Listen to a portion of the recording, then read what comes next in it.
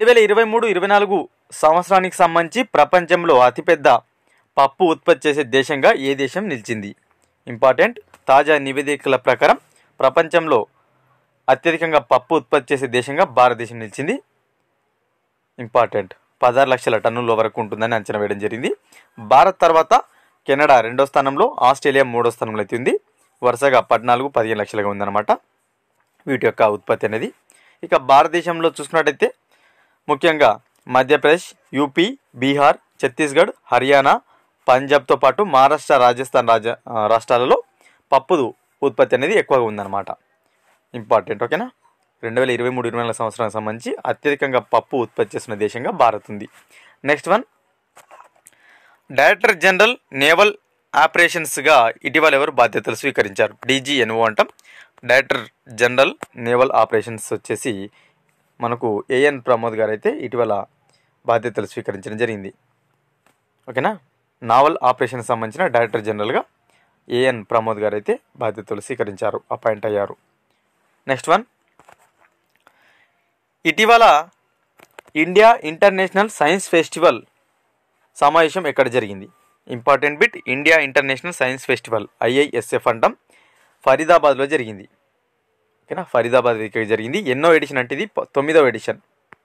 2015 నుంచి అయితే ఈ IISFను నిర్వహిస్తున్నారు, ఇండియా ఇంటర్నేషనల్ సైన్స్ ఫెస్టివల్ అనమాట. సో ఈ ఇయర్కి సంబంధించి ఫరీదాబాద్ వేదిక జరిగింది. ఓకేనా. ఇంపార్టెంట్. 9వ ఎడిషన్. ఈ ఇయర్ థీమ్ చూసుకున్నట్టయితే ఇండియా ఇంటర్నేషనల్ సైన్స్ ఫెస్టివల్ యొక్క థీమ్ ఏంటని అడగవచ్చు. Science and technology public outreach in Amrit call, ఈ థీమ్ తోటి అయితే నిర్వహించారు. Science and technology public outreach in Amrit call. ఓకేనా. నెక్స్ట్ వన్, ఇటీవల లీథియం అన్వేషణ మరియు మైనింగ్ కోసం భారతదేశం ఏ దేశంతో ఒప్పందం కుదుర్చుకుంది?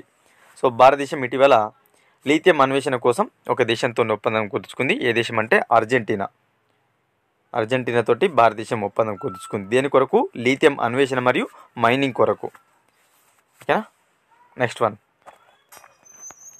ఏ సంవత్సరంలో స్థాపించిన భారత్ మెట్రోలాజికల్ డిపార్ట్మెంట్ 150వ వార్షికోత్సవం జరుపుకుంది? సో మనకు భారత్ మెట్రోలాజికల్ డిపార్ట్మెంట్ ఏదైతే ఉందో IMD, ఓకేనా, ఇండియా మెట్రోలాజికల్ డిపార్ట్మెంట్ అంటాం. సో ఇటీవల 150వ వార్షికోత్సవం జరుపుకుంది. అయితే ఎప్పుడు స్థాపించారని అడుగుతున్నారు. 15th జనవరి 1875 అయితే ఈ IMDని స్థాపించారు. 15 జనవరి 1875లో ఈ IMDని స్థాపించడం జరిగింది. ఓకేనా. ఈ 150 వేడుకల్లో ఎవరు పాల్గొన్నారు ముఖ్య అతిథిగా అంటే భారత ఉపరాష్ట్రపతి అయిన జగదీప్ ధంకర్ గారు అయితే పాల్గొనడం జరిగింది. ఇంపార్టెంట్. నెక్స్ట్ వన్, ఆంధ్రప్రదేశ్లో national academy of customs, indirect taxes and narcotics కొత్త క్యాంపస్ను ఎవరు ప్రారంభించారు? నరేంద్ర మోడీ గారు. ఓకేనా. PM అయిన నరేంద్ర మోడీ గారు ఇటీవల ఏపీలో national academy of customs and indirect ట్యాక్సెస్తో పాటు నార్కోటిక్స్ సంబంధించిన కొత్త క్యాంపస్ని అయితే ప్రారంభించడం జరిగింది. ఓకేనా. ఇక్కడ ఆంధ్రప్రదేశ్లోని పాలసముద్రంలో. Important. Next one,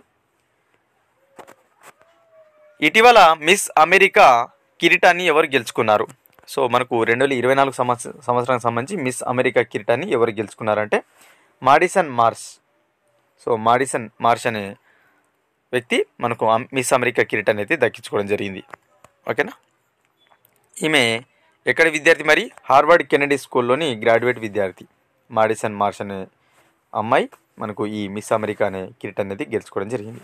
next one, ఇటీవల బెర్నార్డో అరెవాలో ఏ దేశానికి నూతన అధ్యక్షుడయ్యారు? సో మనకు గ్వాటెమాలా దేశానికి బెర్నార్డో అరెవాలో మనకు కొత్త అధ్యక్షుడిగా ఎంపికవడం జరిగింది, గ్వాటెమాలా అనే దేశానికి.